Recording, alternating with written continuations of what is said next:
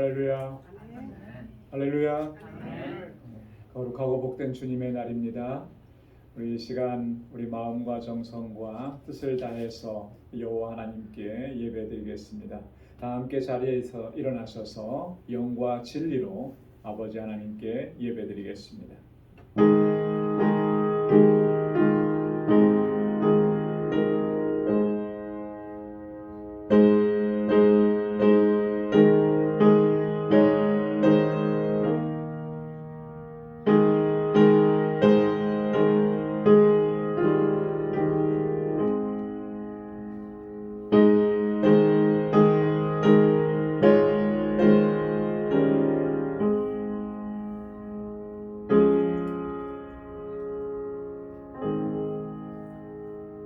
주 여호와는 나의 소망이시요 나의 어릴 때부터 의지시라. 내가 모태에서부터 주의 붙드신 바 되었으며 내 어미의 배에서 주의 취하여 내신 바 되었사오니 나는 항상 주를 찬송하리이다. 나는 무리에게 이상함이 되었사오나 주는 나의 견고한 피난처시오니 주를 찬송함과 주를 존숭함이 종일토록 내 입에 가득하리이다. 아멘. 사랑과 은혜가 풍성하시고 자비하신 여호와 하나님 아버지, 지난 한 주간 동안도 저희들을 은혜 가운데 지켜주시고 오늘도 이렇게 거룩하고 복된 주의 날을 허락해 주시며 주님의 보좌 앞으로 인도해 주시니 감사합니다. 하나님께서 베푸신 그 은혜가 얼마나 크고 놀라운지요. 그 은혜가 아니었으면 이 험한 세상을 감당할 수가 없었고 우리는 쓰러지고 넘어지고 좌절할 수밖에 없었습니다. 그러나 주님, 우리에게 은혜 베푸시고 그 능력의 팔로 붙들어 주시고 믿음으로 살아올 수 있게 하시며 오늘 이렇게 거룩하고 복된 날에 하나님을 기쁨으로 찬양하며 예배할 수 있게 하시니 감사합니다. 주님께 드리는 이 예배 하나님 기뻐 흠향해 주시고 오늘 우리 가운데 임하셔서 주님의 평강으로 덧입혀 주옵소서. 주님의 임재를 경험하는 귀하고 복된 시간이 되도록 우리 주 성령께서 인도하여 주옵소서. 예수님의 이름으로 기원하옵나이다. 아멘. 전능하사 천지를 만드신 하나님 아버지를 내가 믿사오며 그 외아들 우리 주 예수 그리스도를 믿사오니 이는 성령으로 잉태하사 동정녀 마리아에게 낳으시고 본디오 빌라도에게 고난을 받으사 십자가에 못 박혀 죽으시고 장사한 지 사흘 만에 죽은 자 가운데서 다시 살아나시며 하늘에 오르사 전능하신 하나님 우편에 앉아 계시다가 저리로서 산 자와 죽은 자를 심판하러 오시리라. 성령을 믿사오며 거룩한 공예와 성도가 서로 교통하는 것과 죄를 사하여 주시는 것과 몸이 다시 사는 것과 영원히 사는 것을 믿사옵나이다. 아멘. 자리에 앉으시기 바랍니다. 찬송 9장, 새 찬송가 제 8장 함께 찬양하겠습니다.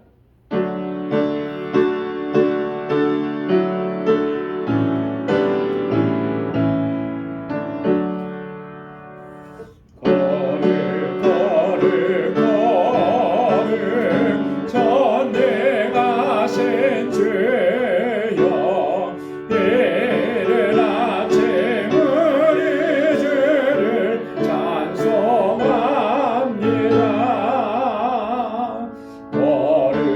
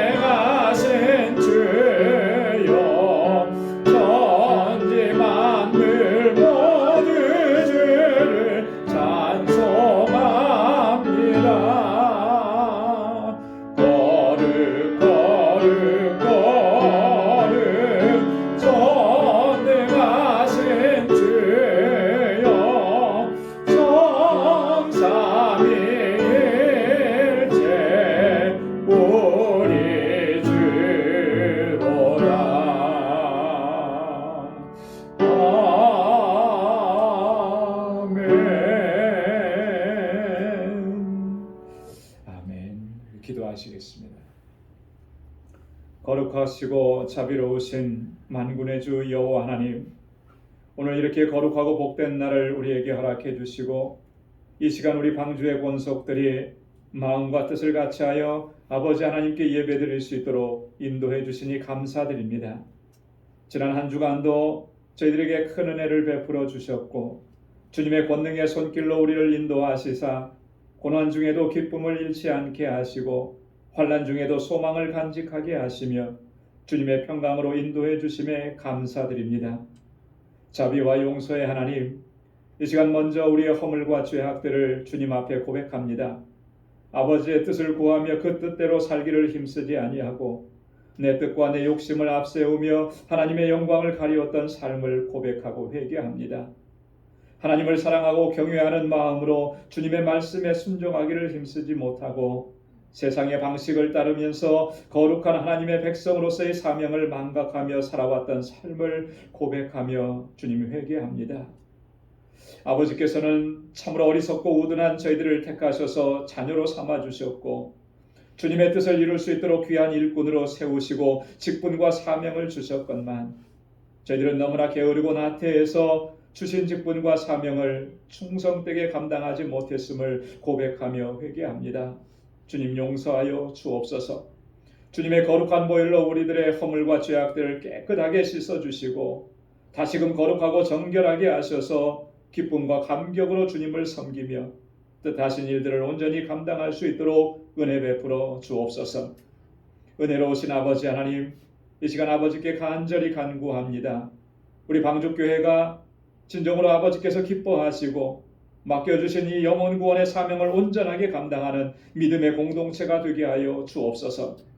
사랑으로 충만한 공동체가 되게 하셔서 서로의 아픔과 상처를 싸매어주고 서로 위로하고 격려하면서 아버지께부터 받은 그 사랑으로 서로 섬기는 진정한 사랑의 공동체가 되게 하여 주옵소서.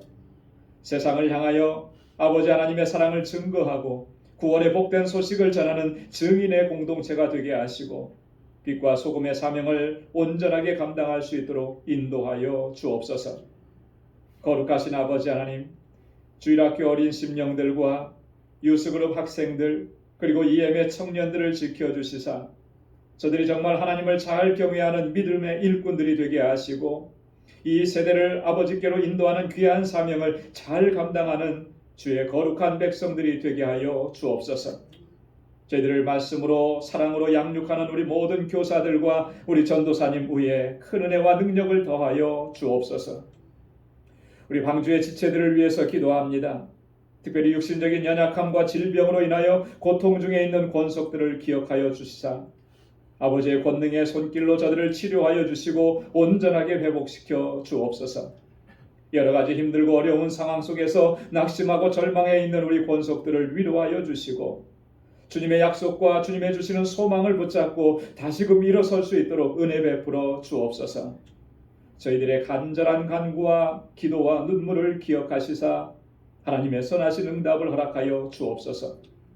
지금도 세계 곳곳에서 주님의 명령에 순종하여 복음 증거의 사명을 감당하시는 우리 모든 선교사님들을 지켜주시고 저희의 모든 필요한 것들을 채워주시사 부족함이 없게 하시고 귀한 사역을 잘 감당할 수 있도록 인도해 주옵시며 건강과 안전을 지켜 주옵소서. 우리 알라메다 방주교회 주님께서 세우셨사오니 영혼 구원의 사명을 잘 감당하는 구원의 방주가 되게 하시고 우리 정득수 선교사님과 그곳의 모든 동역자들에게 크신 능력으로 덧입혀 주옵소서. 아버지 하나님, 우리 조국 대한민국을 긍휼히 여겨주시고 은혜를 베풀어 주옵소서. 위정자들을 지켜주시고 저들이 정말로 하나님 경외하고 하나님 두려워하는 마음을 갖게 하셔서 무엇보다도 우선적으로 하나님의 뜻을 구할 수 있는 하나님의 일꾼들이 되게 하여 주옵소서.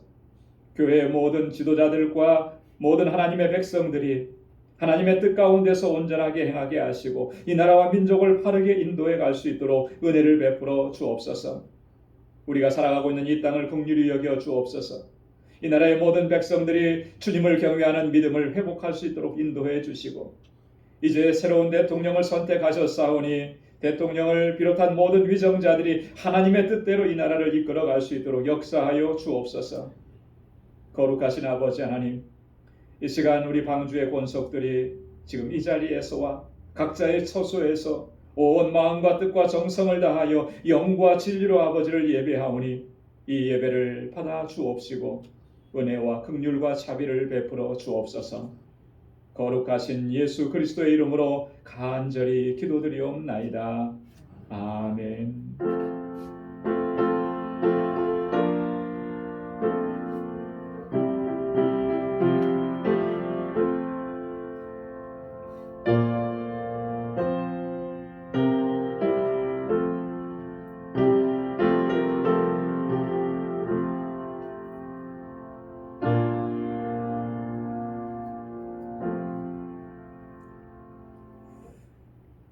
오늘 우리에게 주시는 하나님의 말씀입니다. 마태복음 제7장 1절에서 5절까지 말씀입니다.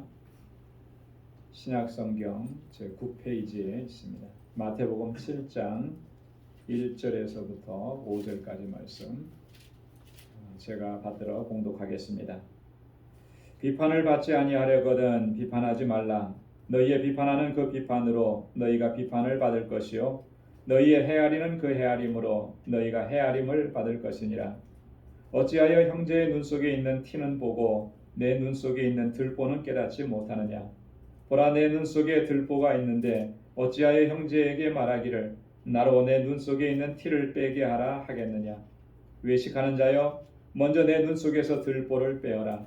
그 후에야 밝히 보고 형제의 눈 속에서 티를 빼리라. 아멘. 할렐루야. 우리는 대체적으로 뭐 예외도 있겠지만 대부분 남의 말을 하기를 참 좋아하는 것 같습니다. 그래서 어떻게 보면 남의 말 하는 것이 우리의 삶의 일부분, 일상이 되어 있지 않나. 우리가 하는 대화들을 쭉 이렇게 한번 되돌아보면 거기에 대부분은 다른 사람에 대한 이야기, 이것이 다른 사람들의 얘기를 쫙 다 빼버리면 정말로 나 자신과 또 나와 이야기하고 있는 상대방에 대한 그런 이야기들은 얼마 되지 않을 것이라고 하는 그런 생각입니다. 이러한 사실을 이미 오래전부터 알고 있었던 솔로몬도 그래서 그렇게 경고하기도 했습니다. 남의 말하기를 좋아하는 자의 말은 별식과 같아서 뱃속 깊은 곳까지 내려간다. 그게 그만큼 재미있는 거죠. 흥미를 유발시키는 거죠. 그러니까 남의 말. 여러분, 다른 사람들의 말을 할 때 사실 칭찬하는 말이나 그 사람의 장점이나 어떤 미담이나 이런 것을 가지고 이야기한다면 그게 무슨 문제가 되겠습니까? 그렇죠? 그것은 전혀 문제가 되지 않고 오히려 장려할 만한 일이죠. 누가 좋은 일을 했는데 누가 칭찬거리가 있는데 그걸 갖고 얘기하는 거, 그건 많이 그렇게 해야 되는 거예요. 그런데 문제는 우리가 다른 사람의 말을 할 때 칭찬하는 말, 미담 이거 별로 안 한다는 거예요. 여러분 왜 안 하겠습니까? 말은 못해도 다 이 속에 알고 있어요. 우리가 배 아픈 거예요. 배 아픈 거. 남이 잘하고 있는 거 얘기해 주는 게 배 아프니까 그 말 잘 못하는 거죠. 칭찬하는 말보다 미담보다는 비판하고 판단하고 정죄하는 말을 훨씬 더 많이 한다라고 하는 거예요. 여러분 한번 생각해 보십시오. 내가 다른 사람 얘기할 때 그 사람의 좋은 점을 많이 얘기했는가 아니면 그 사람이 안 좋은 점을 많이 했는가. 근데요, 더 심각한 것은요, 상대방이 감추고 싶어 하는 일, 상대방의 비밀이라고 하는 일, 그런 것까지도 이야기하는 경우가 상당히 많다라고 합니다. 상대방은 나에게 믿고서 그 얘기를 해줬는데 그 얘기를 딴 데 가서 그대로 전해버리는. 근데 말이라고 하는 것이 그렇잖아요. 돌고 돌아서 결국에는 그 사람에게까지, 그 사람의 귀에까지 들어가는 거예요. 자, 그랬을 때 나는 저 사람에게 믿고 말했는데, 나를 좀 위해서 기도해달라고 말했는데 그게 돌고 돌아서 가십거리가 되고 내 귀에 들려온다. 자, 그러면 어떻게 되겠습니까? 그 사람과 나와는 갈등이 증폭이 되겠죠. 심한 경우에는 싸움이 되겠죠. 그러다가 나중에는 모든 좋은 관계들이 다 깨어져 버리는 그런 안타까운 일들이 벌어지게 된다라고 합니다. 그런데 이렇게 가만히 보면 일반적으로 다른 사람들의 단점이나 부정적인 말을 할 때 단순하게 그 사실, 그 팩트만을 이야기하는 경우는 거의 없더라는 거예요.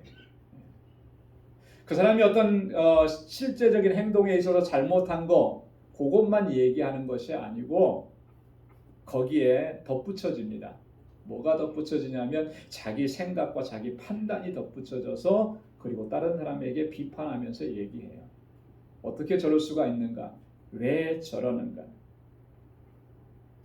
이 자기 생각과 자기 판단이 덧붙여진 말이 그대로 상대방에게 전해지면 그 사람은 그걸 사실로 받아들이는 거예요. 그리고서 그 말이 전해지는 거죠. 그러다 보니까 가면 갈수록 더 증폭되어지는 것이고 사실과 관계없는 부풀려진 그러한 이야기들이 전해지면서 이런 우리 인간관계의 갈등이 생겨나게 되는 것입니다. 바클레이라고 하는 신학자가 이런 얘기를 했습니다. 일반론적으로 우리가 다른 사람을 비판하고 정죄해서는 안 되는 이유에 대해서 두 가지로 얘기를 했어요. 첫째는 우리가 알고 있는 이 사실이라고 하는 것이 너무나 제한적이고 너무나 부분적이기 때문에 그렇다 이렇게 얘기해요. 우리가 모든 것을 다 알고 있는 것 같지만 내가 지금 이야기하는 이것이 너무나 부분적이라는 거예요. 너무나 제한적이라는 거예요. 우리가 누군가에 대해서 이야기할 때도 보면 정확하게 잘 알고 그 전체를 알고 이야기하는 경우가 극히 드뭅니다. 잘 모릅니다. 그건 불가능해요. 그리고 대부분은요, 전체를 다 알려고 하지 않아요. 그냥 내게 들려진 그것만 가지고 극히 제한적인 부분만 가지고 그것이 마치 전체인 것처럼 그렇게 결론을 내리고 이야기합니다. 그러면서 거기에 덧붙여서 비판하고 정죄하고 판단하는 것이죠. 여러분 이게 얼마나 위험한 일인지 모릅니다. 그래서 요즘에 이 명예훼손죄라고 하는 이런 죄목이 요즘에는 굉장히 심각한 죄로 간주됩니다. 예전에는 명예훼손죄라는 것이 별로 잘 성립이 안 됐어요. 누가 이래요. 명예훼손죄로 당신을 고소하겠다 이러면은 우스갯소리로 해요. 고소할 명예나 있냐고. 이렇게 그냥 우습게 넘겼는데 요즘에는 그렇지 않다라고 하는 거예요. 이 명예훼손죄가 얼마나 심각한 죄로 간주되느냐. 왜냐하면 사실이 아닌 것을 마치 사실인 것처럼 이야기해서 상대방의 명예를 실추시키고 그 사람의 인격을 모독하고 또 얼마나 많은 그런 피해들을 그에게 가져다 이런 것들을 판단한다라고 하는 거예요. 여러분 요즘에 보면은 유튜브 방송이 상당히 많이 있습니다. 그죠? 별의별 얘기가 유튜브를 통해서 많이 돌아다니는데 정말 조심해야 될 것은요. 유튜브 방송을 보고 사실관계 파악하지 않고 어떤 사건이나 어떤 사람에 대해서 무분별하게 비판하고 판단하는 거 이거 굉장히 조심해요. 이거 위험한 거예요. 유튜브에서 누군가가 방송을 했다고 해서 그것이 사실이라고 믿어버리면 여러분 그거 굉장히 나중에는 위험한 또 그 얘기를 그대로 가지고 가서 누군가를 비난하고 정죄하는 말에 사용했다면 나중에 그게 사실이 아닌 경우로 드러나서 명예훼손 죄를 묻게 되는 그런 일들을 겪을 수가 있다라고 합니다. 여러분 우리가 알고 있는 것은요 굉장히 부분적인 거예요. 제한적인 거예요. 그걸 가지고 누군가를 비판하고 정죄하고 판단한다. 이게 얼마나 위험한 일이냐라고 하는 거예요. 두 번째로 이 바클레이는 남을 정죄하고 비판하지 말아야 되는 이유가 우리가 다른 사람들을 판단함에 있어서 우리는 공정할 수 없기 때문이라는 거예요. 공정하지 못하다라고 하는 거예요. 우리가 무언가를 판단할 때 어떻게 판단하느냐면요. 거의 즉흥적이고 감정적이고 비논리적으로 반응할 때가 너무나 많습니다. 그렇죠? 무슨 얘기를 들으면은 정말 세밀하게 논리적으로 검증하고 확인한 뒤에 그 다음에 판단을 내리고 그렇게 말을 하는 경우가 우리가 얼마나 있습니까? 특별히 나에 대해서 아니면 어떤 상황에 대해서 정말 안 좋은 얘기를 들었을 때는요. 뭐가 먼저 작동하느냐 하면 감정이 먼저 작동을 해요. 감정이 먼저. 정확하게 분석해서 판단을 내리는 경우가 없다라고 하는 거예요. 그렇기 때문에 우리가 내리는 판단은요. 너무나 공정하지 못할 때가 너무나 많은 것이죠. 만약에 공정한 비판이라고 공정한 판단이라고 한다면은 어느 정도 수긍하고 또 받아들일 것입니다. 인정할 것입니다. 그렇지만 그러지 못한 경우가 너무나 많다라고 하는 것이죠. 이게 뭘 말해주느냐 하면 누구도 다른 사람들을 공정하게 판단할 수 있을 만큼 완전하지가 못하다라고 하는 거예요. 그럼에도 불구하고 우리가 다른 사람을 판단하고 비판한다. 그런 일을 멈추지 않는다. 이것은 굉장히 심각한 문제가 될 수가 있다라고. 나 자신은요. 공정하다고 생각할 수 있습니다.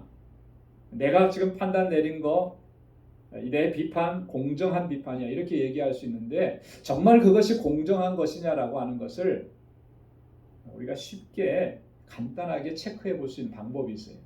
그게 뭐냐면 우리가 다른 사람들을 판단했을 때 적용했던 그 기준을 나에게 적용을 시켜보는 것입니다. 나에게 똑같은 기준으로 나에게 적용을 시켜보는. 그러면 내가 얼마나 공정하지 못했는지를 금방 알 수가 있는 거예요. 여러분 한국에서 요즘에 정치권에서 자주 등장하는 말이 있습니다. 여러분 무슨 말인지 아세요? 한국 정치에 대한 이야기를 좀 들어보면 자주 표현하는 표현이 있어요. 뭐냐면 내로남불이라는 표현이에요. 내로남불. 내로남불이라는 말 다 아시죠? 내가 하면 로맨스고 남이 하면 불륜.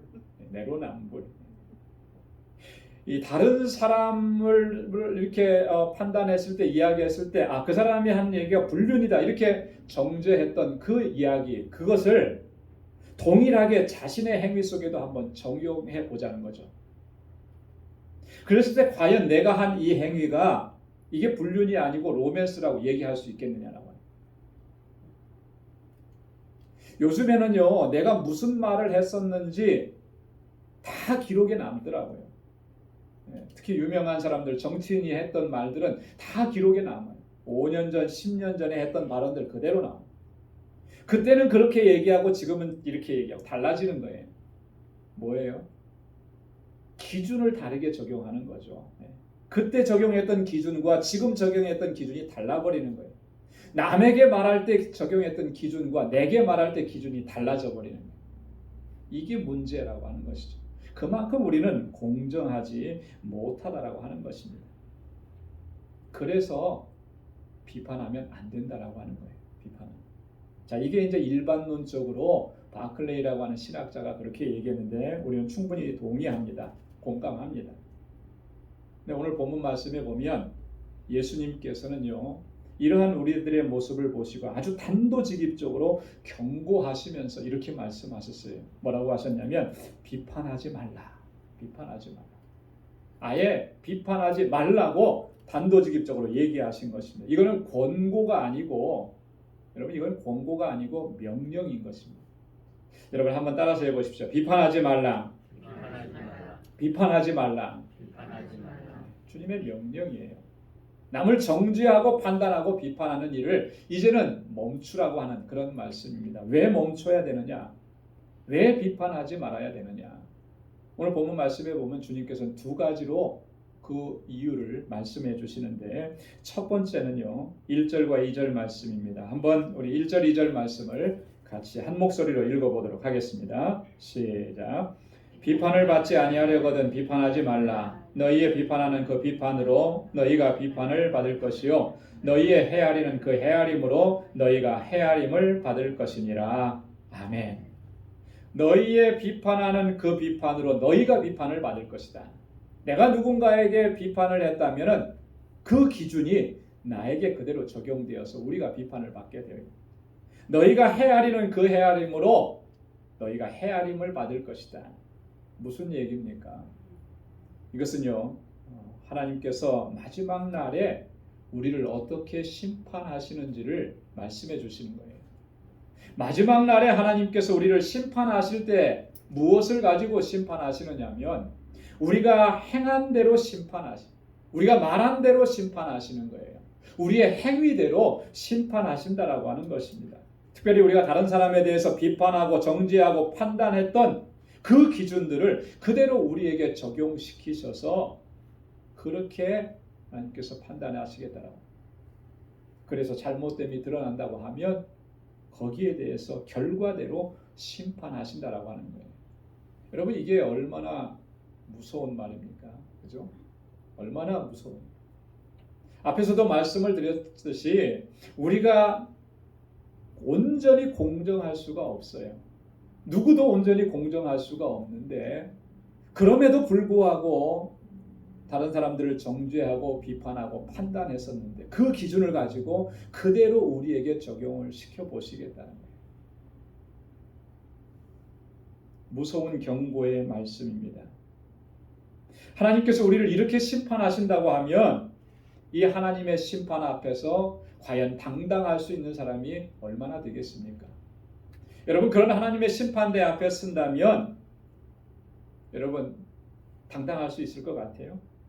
자유로울 수 있을 것 같습니까? 우리는요 자유로울 수 있는 사람이 아무도 없어요. 그래서 사도 바울은요 하나님의 심판 앞에서 자유로울 수 없는 우리의 한계점에 대해서 로마서에서 이렇게 얘기했습니다. 로마서 2장 1절로 3절에 보면 그러므로 남을 판단하는 사람아 무릇 누구든지 내가 핑계치 못할 것은 남을 판단하는 것으로 내가 너를 정죄함이니 판단하는 내가 같은 일을 행함이니라. 이런 일을 행하는 자에게 하나님의 판단이 진리대로 되는 줄 우리가 아노라. 이런 일을 행하는 자를 판단하고도 같은 일을 행하는 사람아 내가 하나님의 판단을 피할 줄로 생각하느냐. 여러분 무시무시한 경고의 말씀이잖아요. 그죠? 네. 너희는 핑계할 수 없을 것이다. 남을 판단하는 것으로 내가 너 스스로를 정죄한다. 나는 지금 누군가를 판단하고 비판했습니다. 정죄했습니다. 그런데 그것이 결국엔 나를 정죄하는 기준이 된다라고 하는 거예요. 남을 판단했는데 불구하고 나도 똑같은 그런 일들을 행하고 있다라고 하는 거예요. 왜 그거를 보지 못하느냐라고 하는 거예요. 하나님 앞에서 하나님의 판단을 우리는 피할 수가 없다라고 하는 말씀입니다. 하나님 그렇게 심판하신다라고 하는 거예요. 우리가 행한 행위대로 우리가 다른 사람을 비판했던 그 비판대로 그것을 우리에게 적용시켜서 판단하신다라고. 여러분 마지막 때에 하나님의 심판이 있습니다. 우리가 한 대로 하나님께서는 심판. 우리가 행한 대로 하나님께서는 우리에게 적용시키시는 거예요. 여기에서 자유로울 사람이 아무도 없어요. 왜냐하면 우리는 다른 사람을 판단하고 정죄하면서도 그가 똑같은 일들을 우리가 수없이 많이 반복하고 행하고 있기 때문에 왜 그것을 보지를 못하느냐. 두 번째로 예수님께서 판단하고 비판해서는 안 되는 이유를 이렇게 말씀합니다. 3절과 4절 말씀입니다. 우리 3절 4절 말씀을 한번 같이 읽어보도록 하겠습니다. 시작. 어찌하여 형제의 눈 속에 있는 티는 보고 내 눈 속에 있는 들보는 깨닫지 못하느냐. 보라 내 눈 속에 들보가 있는데 어찌하여 형제에게 말하기를 나로 내 눈 속에 있는 티를 빼게 하겠느냐. 여러분 이 말씀을 보면 참 예수님께서는 굉장히 시니컬하게 비유로 말씀을 해주시고 있다라고 하는 것을 볼 수가 있어요. 들보라는 그런 그림을 이야기하고 티라고 하는 그런 그림을 얘기합니다. 여러분 이 두 개가 비교가 되는 것입니까? 들보와 티가 비교할 수가 없잖아요. 그죠? 비교할 수가 없는데 그런데 비교하시면서 적용하는데 너의 눈 속에는 내 눈 속에는 들보가 있다는 거예요. 들보. 상대방의 눈에 있는 것은 뭐라는 거예요? 티에라는 거예요. 티에. 눈에도 잘 보이지 않는 티. 그런데 내 눈 속에 있는 들보가 있는데 그거는 알지 못하고 깨닫지 못하고 상대방의 눈 속에 있는 티는 어떻게 그렇게 잘 보이는지 그걸 내가 빼겠다고 하니 이런 어처구니 없는 상황이 어디 있겠느냐 이렇게 얘기하는 거죠. 내 문제가 더 심각한데 누구를 비판할 수 있겠느냐는 거예요. 내가 더 큰 죄인인데 누구를 정죄할 수 있겠느냐. 주님의 말씀은 바로 이것이에요. 그러면 심리학적인 용어 중에 투사라는 말이 있습니다. 투영이라고도 하고요. 영어로는 프로젝션이라고 하죠. 프로젝션. 이게 뭐냐면 자기 방어적인 메커니즘을 일컫는 말이에요. 자기 방어 메커니즘. 근데 이 투사라고 하는 것은 굉장히 무의식적으로 작용되는 겁니다. 무의식적으로. 이런 거예요. 자기 자신의 어떤 욕구나 감정이 다른 사람들에 의해서 인정받지 못하거나 혹은 그것을 내 자신이 인정하고 싶지 않을 때 그런 감정을 자기 것이 아니라 다른 사람의 것이라고 생각하는 거예요. 그러면서 그 사람을 탓하는 것이죠. 이게 바로 투사, 투영입니다. 내 안에 있는 부정적인 모습들을 인정하고 싶지가 않은 거예요. 그래서 다른 사람들에게 그것을 적용시킵니다. 그리고 그를 정죄하고 비난하고 판단하는 게 이게 투사, 투영이라고 하는 거예요. 이렇게 자기 방어의 기제를 가진 것에 이 자기 방어 기제 투사의 특징이 뭐냐면요. 다른 사람들의 결점을 너무나도 쉽게 잘 발견한다라고 합니다. 다른 사람들이 가지고 있는 그런 잘못된 부분들을 너무나 쉽게 발견하는 거예요. 왜 쉽게 발견하겠습니까? 왜 그렇게 쉽게 발견할까요? 그게 바로 내 안에 있는 모습이기 때문에. 내 안에 그런 모습이 있어요. 근데 그게 너무너무 싫은 거예요. 근데 이게 잘 제거되지 않아요. 없어지지 않아요. 그래서 늘 그것 때문에 괴로운 거죠. 그런데 우리는 그것을 눌러버리는 거예요. 억제시켜버리는 거예요. 그러다 보니까 다른 사람에게서 그것이 더 잘 보여요.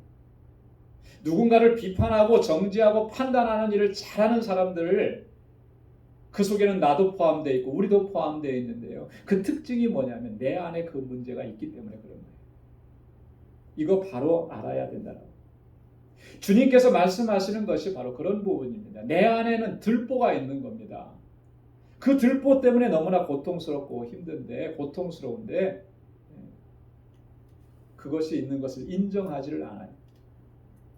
그렇기 때문에 상대방에 있는 티끌조차도 그렇게 쉽게 너무나 잘 발견이 된다라고 하는 것이죠. 오늘 주님께서 말씀하신 내용을 보면 어찌하여 형제의 눈 속에 있는 티는 보고 내 눈 속에 있는 들보는 깨닫지 못하느냐. 보라, 내 눈 속에 들보가 있는데 어찌하여 형제에게 말하기를 나로 내 눈 속에 있는 티를 빼게 하라 하겠느냐. 여러분, 다른 사람들의 눈에는 티가 있다면 우리 눈에는 들보가 있는 것입니다. 그래서 주님께서는 우리 눈 속에 있는 들보를 먼저 보게 하시는 것이라는 거죠. 내 눈 속에 있는 들보를 먼저 볼 수 있고 그것을 깨달을 수 있는 사람은요, 다른 사람의 눈에 있는 티를 볼 겨를이 없어요. 그렇지 않겠습니까? 내가 이것 때문에 너무나 고통스러운데 다른 사람들의 눈에 있는 것, 다른 사람들이 그런 어떤 결점들, 잘못들, 그게 눈에 보이겠습니까? 보일 수가 없는 거예요. 그래서 내 안에 있는 문제들에 우리가 집중을 해야 하는 것이죠. 자기 자신의 눈 속에 있는 들보를 볼 수 있는 사람들은 다른 사람의 티를 보면서 정죄하고 판단하는 일을 더 이상 할 수가 없다라고 하는 거죠. 내 문제가 이렇게 심각한데 이 문제를 내가 해결받지 않으면 치명적인 그런 결과를 초래할 것인 내가 너무나 잘 아는데 어떻게 다른 사람들을 비판하고 정죄하고 판단할 수 있겠느냐. 그럼에도 불구하고 다른 사람의 눈에 있는 티를 빼려고만 한다면 이게 얼마나 어리석고 얼마나 비극적인 결과를 초래할 수 있겠느냐. 이 예수님께서 하시는 말씀. 그러면서 결론으로 주신 말씀이 뭐예요? 외식하는 자여 먼저 내 눈 속에서 들보를 빼라. 어디에 집중하라는 것입니까? 다른 사람에게 집중하지 말고 자기 자신에게 집중하라라고 하는 거예요. 여러분, 이건 너무나 지극히 정상적이고 상식적인 그런 권고 아니겠습니까? 내 눈 속에 있는 들보를 먼저 빼내야 되지 않겠습니까? 그래야 밝히 보는 게. 그리고 상대방에 있는 티를 빼라 그랬는데 정말 티를 빼라는 것이겠습니까? 얼마나 우리가 지금 어리석게 행동하고 있는지를 지적해 주시는 거 아니겠어요? 내가 얼마나 허물이 많은 존재인지, 내가 얼마나 불완전한 존재인지를 깨닫게 된다면 감히 어느 누구도 다른 사람을 비판하고 판단하고 정죄할 수가 없게 된다는 거예요. 야고보 사도는 이 비판하고 판단하고 정죄하는 일이 얼마나 위험한 일인지 이렇게 우리에게 경고했습니다. 야고보서 4장 11절로 12절 말씀에 보면 형제들아 피차에 비방하지 말라.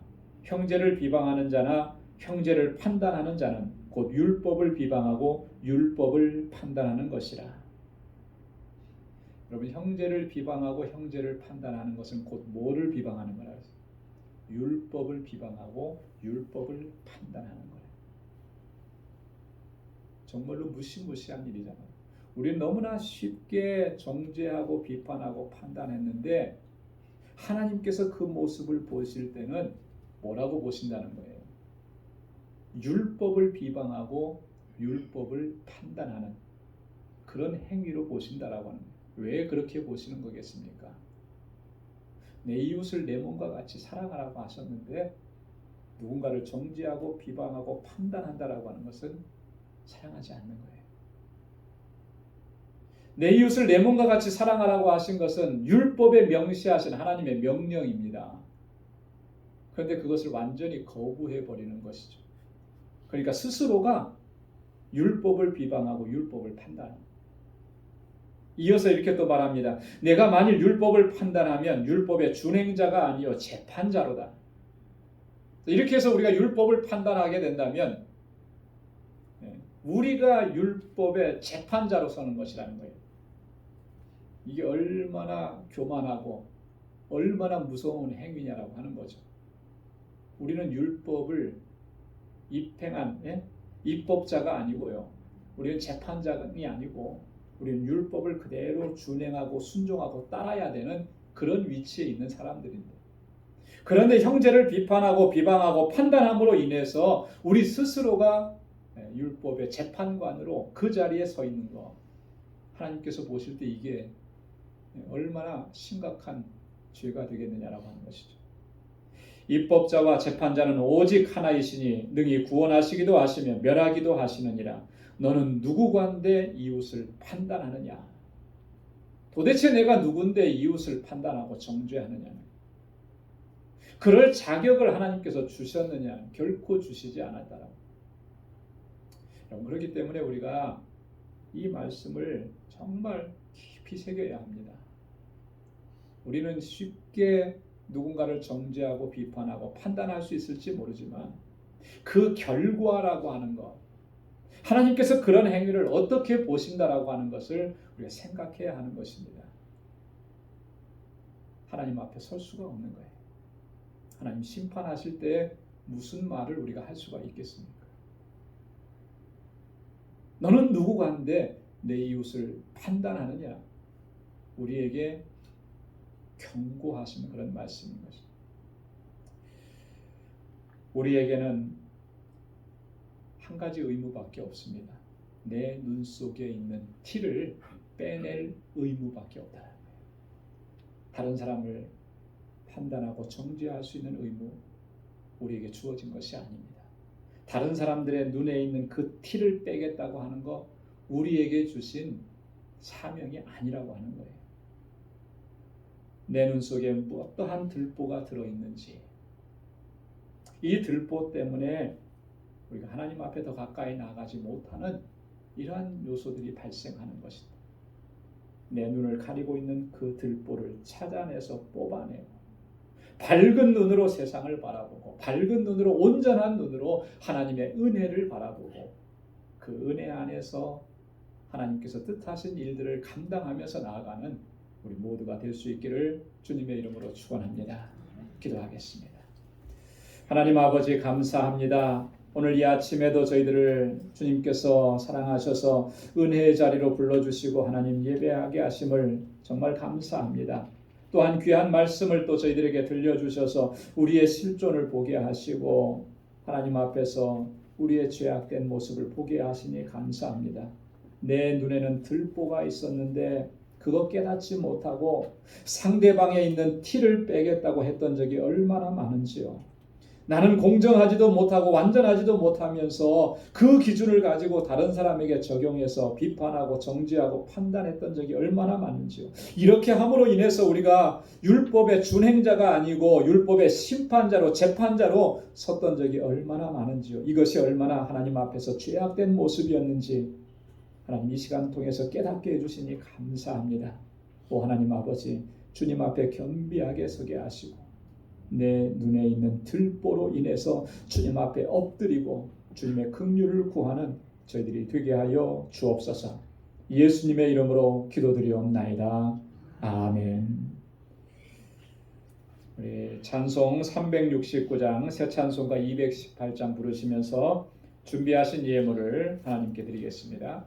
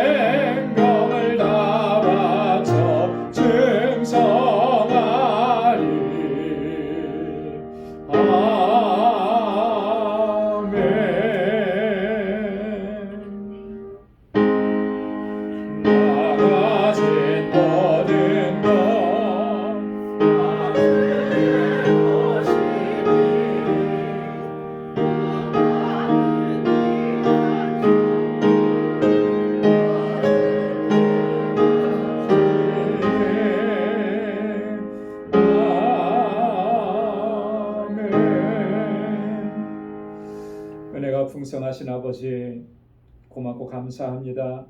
이 거룩하고 복된 날에 주님의 보좌 앞에서 주님을 예배하게 하시고 또 주님 예배해 주신 은혜로 우리에게 채워주시고 은혜 가운데 거하게 하심을 감사합니다.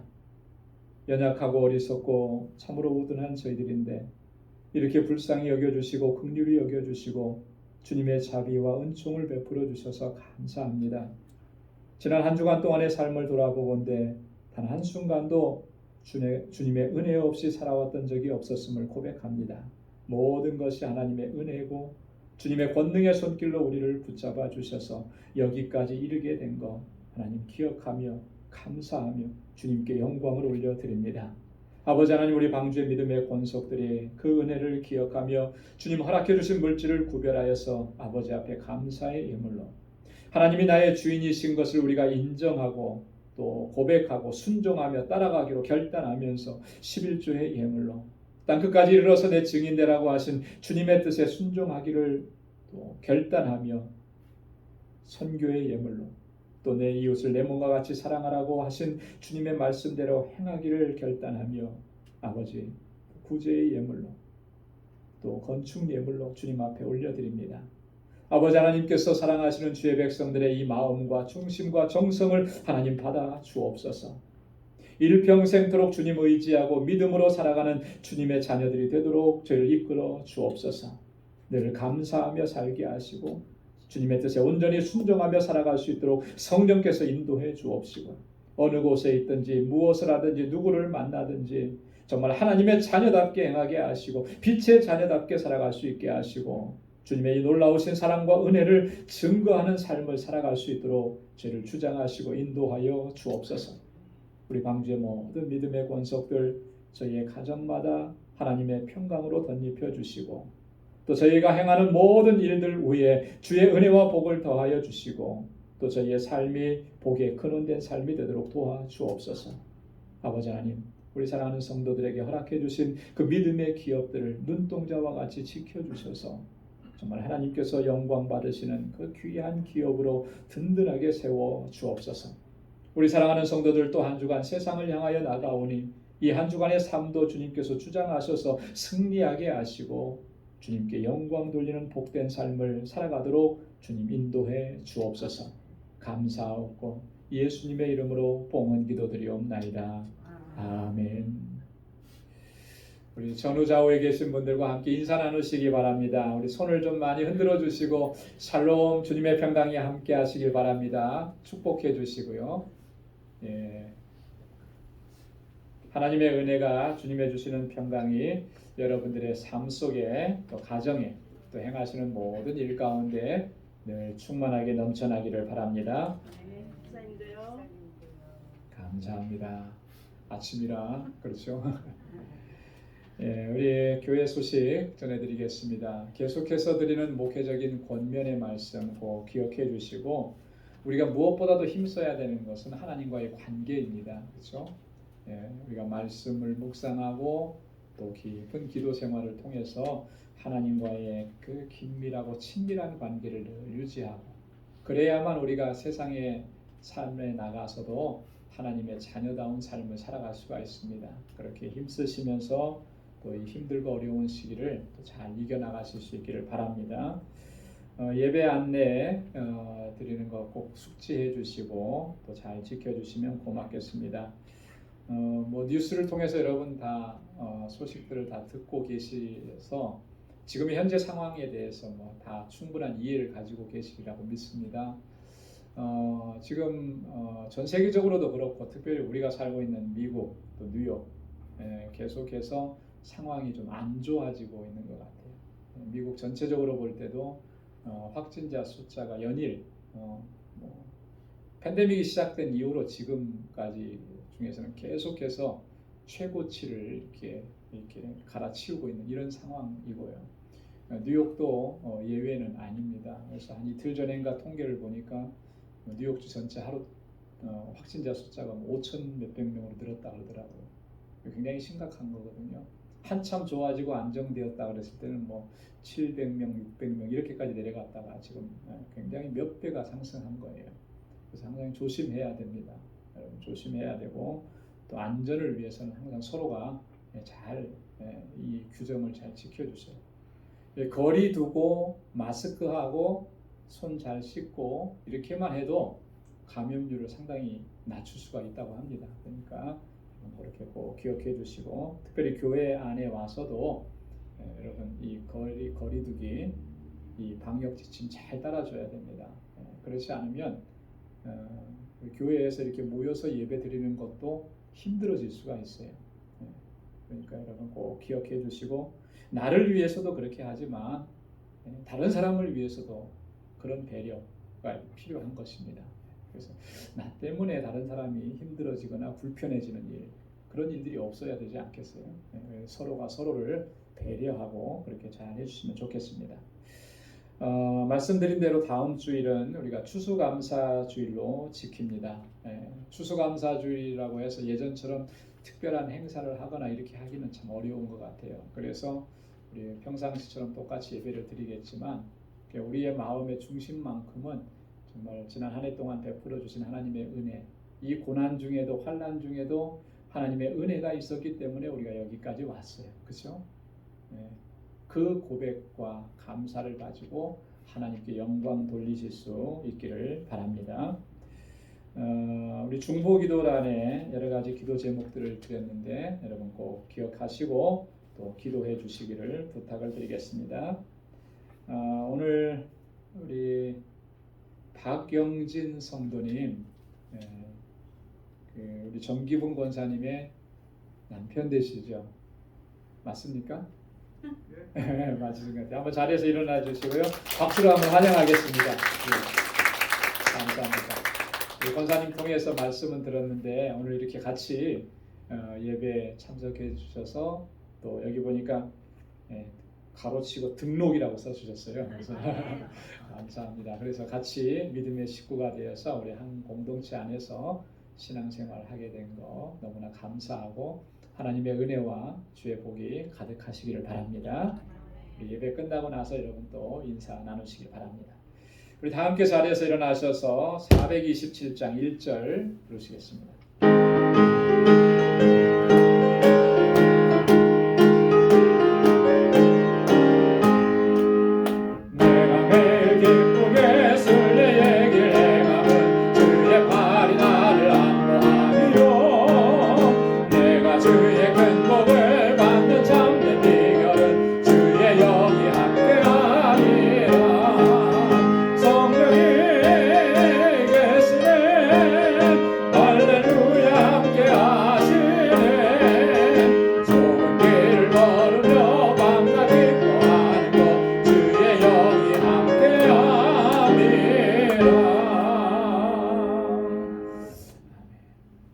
이제는 우리 주 예수 그리스도의 무한하신 은혜와 하나님 아버지의 크고 놀라우신 사랑과 성령의 위로 교통 충만하심의 역사가 아버지 하나님의 뜻을 쫓아 주님의 뜻을 이루어가며 우리의 모두 형제됨을 기억하게 하시고 서로 사랑하고 위로하고 격려하게 하시며 내 안에 있는 이 들보를 빼내어 주님 앞에 온전한 모습으로 서기를 늘 힘쓰기를 결단하는 우리 방주의 모든 믿음의 권속들과 또 저희 가정과 직장과 생업의 터전과 학업 위에 이제로부터 영원까지 함께 하시기를 간절히 축원하옵나이다.